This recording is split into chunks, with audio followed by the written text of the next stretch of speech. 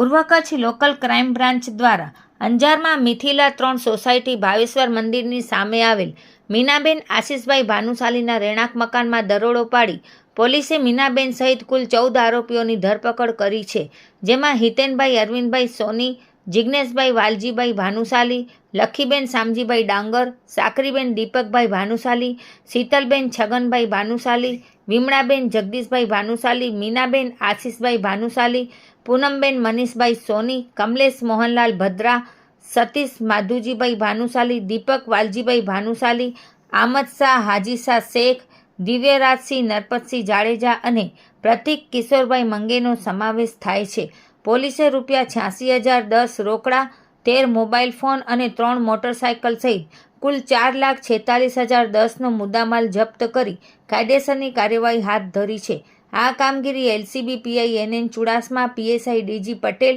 અને સ્ટાફ દ્વારા કરાઈ છે.